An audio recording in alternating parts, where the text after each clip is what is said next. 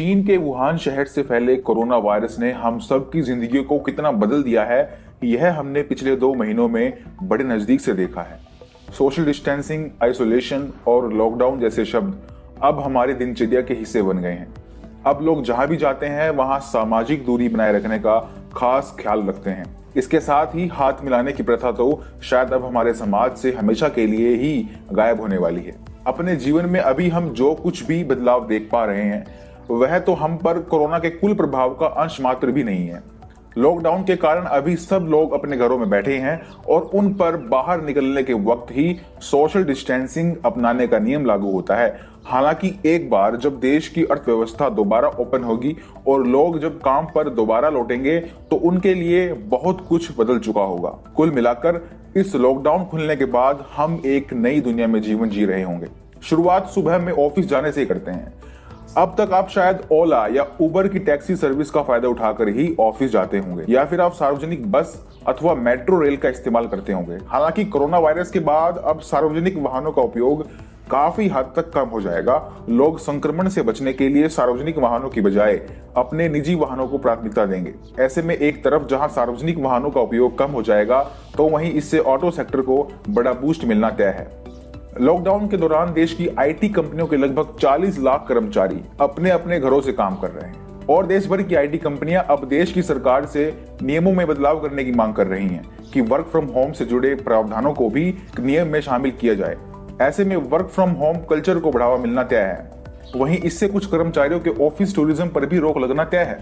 Office tourism का मतलब है जब कर्मचारी काम करने के लिए नहीं, बस एंजॉय करने के लिए ऑफिस आता हो। वर्क फ्रॉम होम के दौरान कंपनियां समय समय पर अपने कर्मचारियों से वर्क रिपोर्ट्स मांगती रहती हैं। ऐसे में उनकी जवाबदेही बढ़ेगी। जाहिर सी बात है, कोरोना वायरस का प्रभाव सिर्फ ऑफिस तक तो सीमित नहीं रहेगा। इसका प्रभाव स्कूल कॉलेजों की क्लास से लेकर मूवी थिएटर तक में देखने को मिलेगा, जहां पर सोशल डिस्टेंसिंग अपनाना अब अनिवार्य हो जाएगा। इसका प्रभाव रेस्टोरेंट्स में खाना खाने से लेकर खाली वक्त में मॉल घूमने तक सब पर पड़ेगा। खाली वक्त में दुकानों पर टहलने का शौक रखने वालों को इससे थोड़ा झटका जरूर महसूस हो सकता है।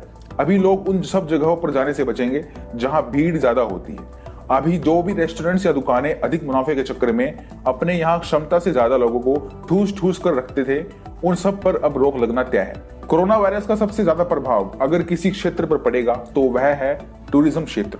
लोग या तो बाहर घूमने से परहेज करेंगे या अगर वे बाहर जाएंगे भी तो इसके तौर तरीके हमेशा के लिए बदल जाएंगे। लोग ना तो होटलों में रुकना पसंद करेंगे और ना ही बेवजह बाहर खाना पसंद करेंगे। जिम जाना हो, स्विमिंग पूल जाना हो या फिर शाम को पार्क में टहलने जाना हो, अब लोग इन सब से दूर रहकर घर पर ही जिम करना या योग करना पसंद करेंगे।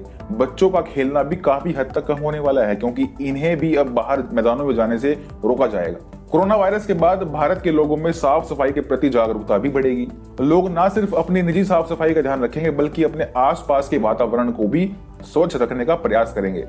लोगों को लाइनों में लगने का आचरण मालूम होगा और लोग सार्वजनिक जगहों पर धक्का मुक्की से बचेंगे।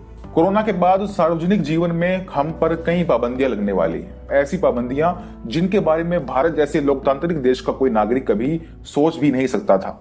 शायद कोरोना की वैक्सीन बनने के बाद फिर सब पहले जैसा हो जाए, लेकिन तब तक तो हमें अपने जीवन में कई बड़े बदलाव करने के लिए तैयार हो जाना चाहिए।